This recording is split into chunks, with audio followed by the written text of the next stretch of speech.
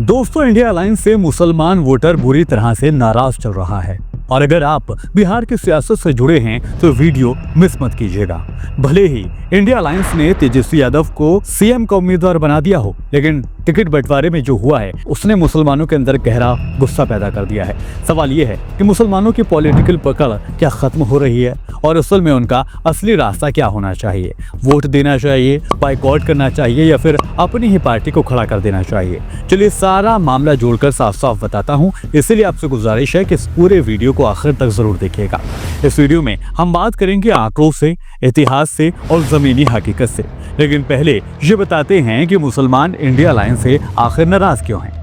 सबसे पहले फैक्ट्स पर आएं तो बिहार में मुसलमान आबादी करीब 18% मानी जाती है, यानी आबादी के हिसाब से कम 44 सीटों पर मुसलमानों की दावेदारी हो सकती थी।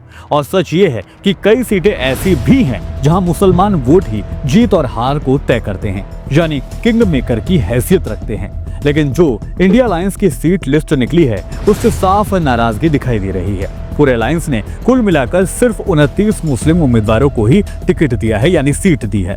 आरजेडी की बात करें तो 17 से 18 सीटें दी गई हैं, कांग्रेस ने करीब 9 सीटें दी हैं, लेफ्ट ने 2 सीटें दी हैं और बाकी पार्टियों ने कुछ भी नहीं दिया।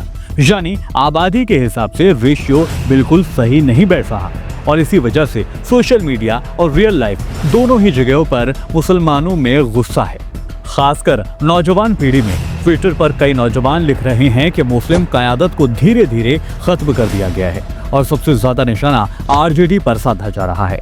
अब यहाँ एक सच्चाई ये भी है कि बिहार की राजनीति में M/Y समीकरण यानी मुसलमान और यादव की जो स्ट्रेटेजी है वो पुरानी जगह अपनी रखती है। 1990 में इसी समीकरण ने लालू को सत्ता दिलाई थी और उसके नतीजे सालों तक नजर आते रहे थे।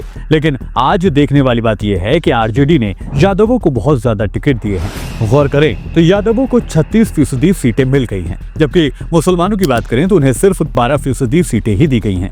यानी अपनी ही 143 सीटों में से आरजेडी ने 51 जगहों पर यादवों को टिकट दिया है और मुसलमानों को सिर्फ 18 जगह दी गया है। यह अनुपात आखिर क्यों टूट गया है, यही सवाल लोगों के जहन में भी आ रहा है। दोस्तों, एक और बड़ी परेशानी ये भी है कि इंडिया अलायंस की कुल लिस्ट में ओवरलैप बहुत है, यानी वहाँ 243 सीटों के बजाय 254, 257 कैंडिडेट दिखाई दे रहे हैं, क्योंकि पार्टियां एक दूसरे के खिलाफ भी लड़ाई लड़ रही हैं। आरजेडी बनाम कांग्रेस भी है, आरजेडी बनाम कुछ और छोटी बाकियां भी नजर आता है। ऐसे हालात के मद्देनजर सैकड़ों वोट बिखरते हुए नजर आते हैं और उसका सीधा सीधा फायदा भारतीय जनता पार्टी को होने वाला है। यानी ये अकेले मुसलमानों की परेशानी नहीं है। गठबंधन ने समय पर सीट शेयर फाइनल नहीं किया था, इसलिए जब आखिरी वक्त पर टिकट आते हैं तो कैंपेनिंग का वक्त कम होता है और नतीजों पर बुरा असर नजर भी आता है। चलिए अब बात करते हैं डिप्टी सीएम के उम्मीदवार मुकेश साहनी की पार्टी की। वीआईपी को 15 सीटें मिली हैं और इन 15 में से किसी पर भी मुसलमान उम्मीदवार नहीं है। वहीं कई ऐसी सीटें भी हैं जहां मुसलमानों का वोट 20 से 30% से भी ज्यादा है। इसीलिए मुसलमानों में और ज्यादा नाराजगी बढ़ गई है, क्योंकि इससे जाहिर होता है कि अलायंस ने मुसलमान वोट की अहमियत को तरजीह ही नहीं दी है। वहीं ऑल इंडिया मजलिस यानी MIM ने संवैधानिक तरीके से अलायंस में शामिल होने की मांग की थी, खासकर सीमांचल और किशनगंज जैसे इलाकों में, लेकिन गठबंधन ने उन्हें अपने साथ शरीक नहीं किया।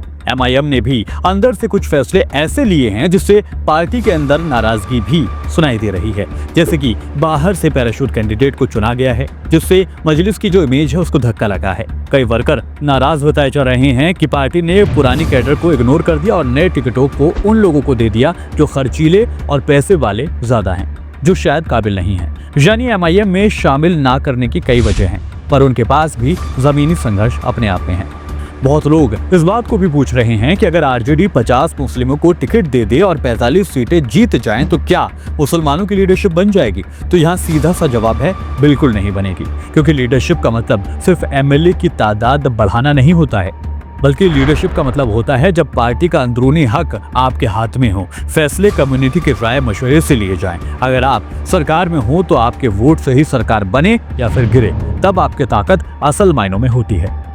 अगर कोई मुसलमान आरजेडी के टिकट पर जीत कर आता है तो वो आरजेडी का नेता होगा, ना कि अपनी पार्टी का, और पार्टी लाइन उसे बांध कर रखेगी, मतलब आपके हक की असल हिस्सेदारी नहीं बनती है।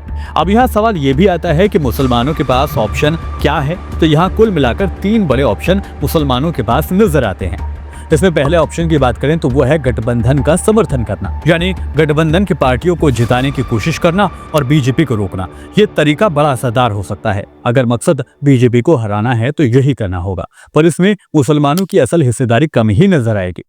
बात अगर तो दूसरे ऑप्शन की करें तो यहाँ MIM जैसे ऑप्शन को सपोर्ट करना हो सकता है।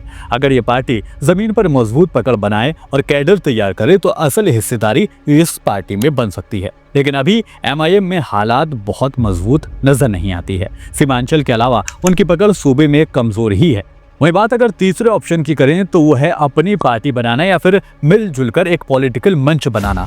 मेरी राय में यही सबसे पक्का और लॉन्ग टर्म रास्ता हो सकता है। एक ऐसी पार्टी जो ग्राउंड पर हो, जिसके पास कैडर हो, जिसमें कम्युनिटी के टॉप लीडर्स भी शामिल हो और फैसला कम्युनिटी से राय मशवरे के बाद लिया जाए, तभी आप लीडरशिप का हिस्सा बन पाएंगे।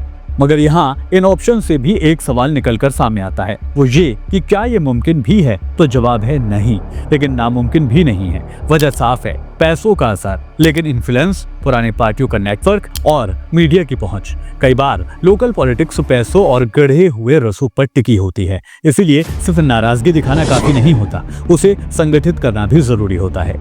आपने भी गौर किया होगा कि SDPI जैसी पार्टियां जहां कैडर है वहां वो आसानी से प्रोटेस्ट और लोगों को जुटा सकते हैं, पर उनका बड़ा चेहरा नहीं होने की वजह से वोटिंग में असर लिमिटेड हो जाता है। और दिलचस्प बात यह है कि असली ताकत वही है जो ground cadre plus public trust दोनों के साथ नजर आए।